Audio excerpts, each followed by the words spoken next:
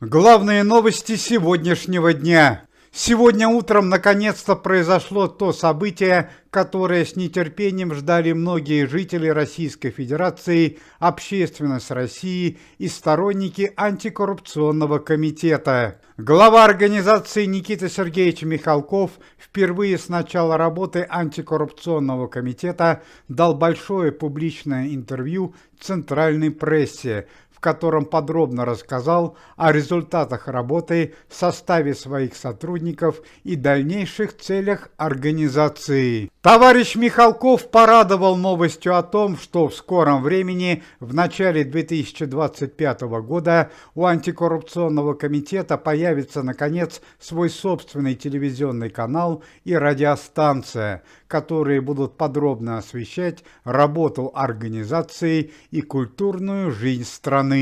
Никита Сергеевич Михалков отметил, что идея создания телевизионного канала и радиостанции принадлежит их бывшему сотруднику, легендарному советскому и российскому актеру, покойному Александру Анатольевичу Ширвинду. Ведь именно Александр Ширвинд стоял у истоков создания антикоррупционного комитета. Организация начала свою работу 1,5 года назад, в июне 2023 года.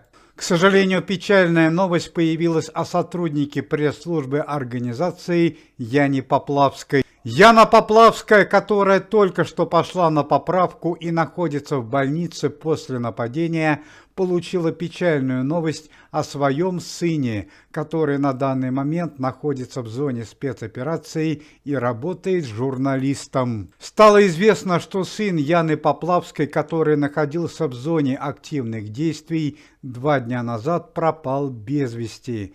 На данный момент проводятся активные поиски молодого человека. Стало известно, что Яне Поплавской пока не сообщали эту печальную новость. Известному общественному деятелю Валентине Матвиенко ограничили доступ к финансовым средствам и валютным вкладам. Несмотря на то, что Валентина Ивановна была переизбрана на высокую руководящую должность, ее деятельностью заинтересовался Следственный комитет и команда Никиты Михалкова, и началась глобальная проверка имущества и недвижимости Валентины Матвиенко. По данным полиции и Федеральной службы безопасности, Валентина Ивановна Матвиенко утаила от государства более 20 миллионов долларов, которые находились на незаконных финансовых вкладах. Известная музыкальная группа под названием «Несчастный случай» потерпела крушение на вертолете в Татарстане в районе города Набережные Челны. Известные музыканты направлялись на местную турбазу под названием «Луна»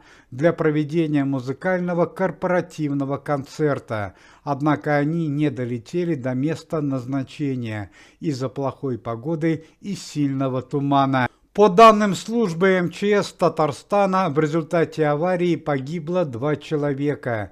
О состоянии здоровья лидера музыкальной группы «Несчастный случай» Алексея Кортнева информации пока не поступало. Известную российскую актрису Чулпан Хаматову, которая уже 2 года назад эмигрировала из России и проживает в Латвии, арестовали накануне в Риге в супермаркете, предварительно за кражу. Однако сама Чулпан Хаматова полностью отрицает факт ограбления и заявляет, что ее подставили недоброжелатели. На данный момент Чулпан Хаматова находится в полицейском участке. Ведутся следственные работы. В очень неприятную ситуацию попала общественный деятель и знаменитая российская спортсменка Алина Кабаева. Накануне в городе Сочи в особняке Алины Маратовны по требованию Следственного комитета и антикоррупционного комитета Никиты Михалкова прошли обыски с изъятием. Стало известно, что Алина Маратовна Кабаева, которая на регулярной основе проводит спортивные музыкальные шоу и другие выступления, еще 3 месяца назад взяла незаконно безвозмездную ссуду у государства для устройства своих концертов в размере 100 миллионов рублей. По данным налоговой полиции, все эти финансовые средства были потрачены не по назначению, так как у Алины Кабаевой за последние месяцы не прошло ни одного музыкального концерта, и этим делом заинтересовались прокуратура Российской Федерации, Следственный комитет и команда Никиты Михалкова. В результате обыска в особняке Алины Кабаевой были найдены документы о незаконной коммерческой деятельности спортсменки, а также поддельные документы о денежных переводах. Исходя из этих данных, Следственный комитет Российской Федерации выдвинул версию, что Алина Кабаева не использовала денежную ссуду для проведения музыкальных концертов, а использовала все финансовые средства в размере 100 миллионов рублей для своих личных целей. На данный момент все денежные счета Алины Кабаевой были арестованы.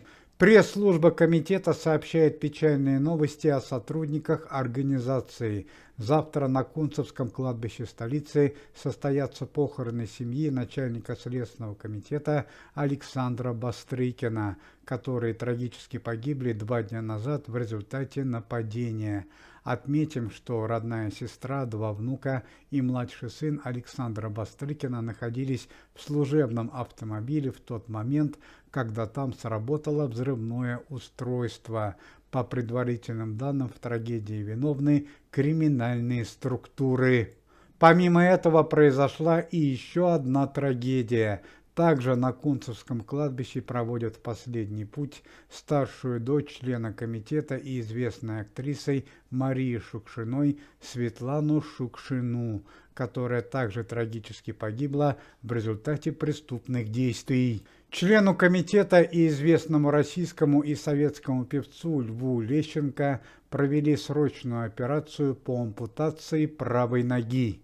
Зрители с большим стажем могут помнить, что трагедия, связанная со Львом Лещенко, произошла еще весной, в марте этого года.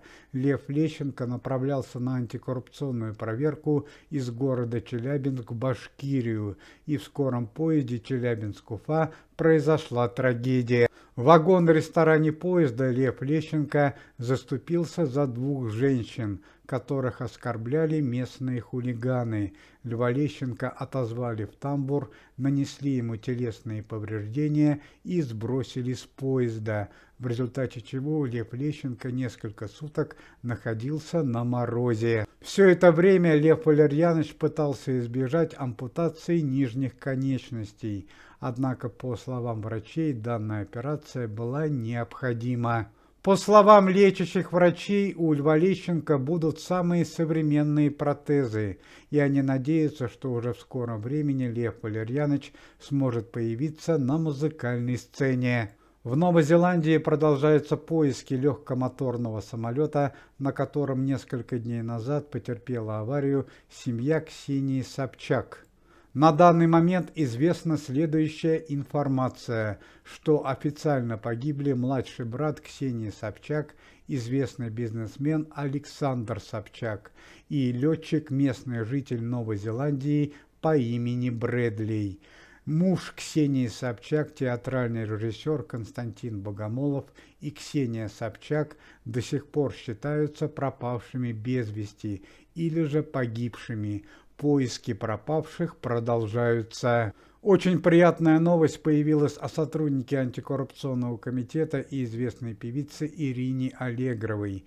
Ирина Александровна после недавнего нападения пошла на поправку. В скором времени из реанимации она будет переведена в общую палату. По словам лечащих врачей, состояние Ирины Аллегровой улучшилось. Уважаемые зрители, если вы желаете выздоровления членам комитета и поддерживаете их деятельность, то можете поставить лайк под видео и написать поддерживающий комментарий.